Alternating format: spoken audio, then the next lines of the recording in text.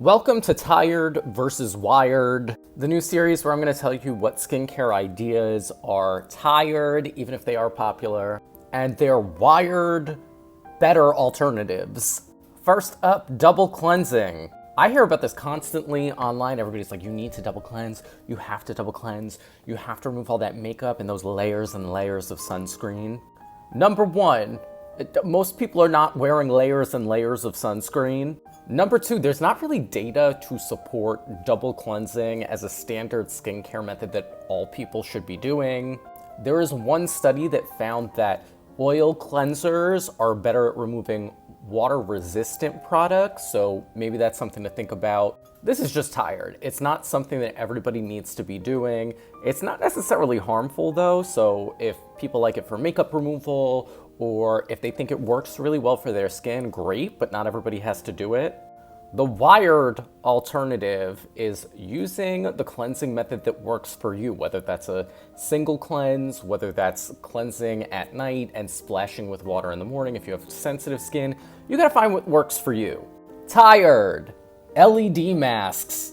Now, these are not useless, they can be helpful, some of them are effective. However, there are so many on the market that don't have specific studies about the device itself. They just cite studies of devices that have the same wavelength as their device, and their devices quite often have much less energy that's being delivered than a true clinical light device.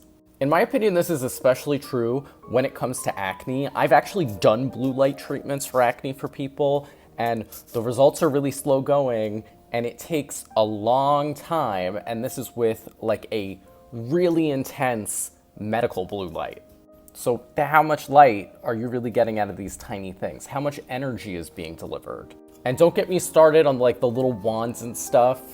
Can these be helpful? Yeah, in some cases, but they need to be used really consistently.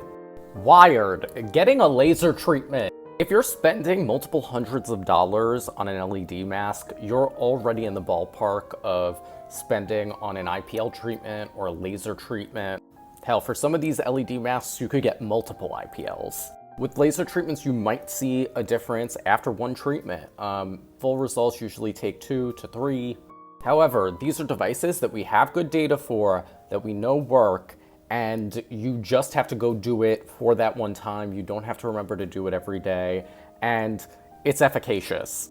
So if you're somebody who's buying several beauty devices and then leaving them by the wayside because you can't be consistent, think about saving up and using that money to just go get lasered by somebody experienced and well qualified.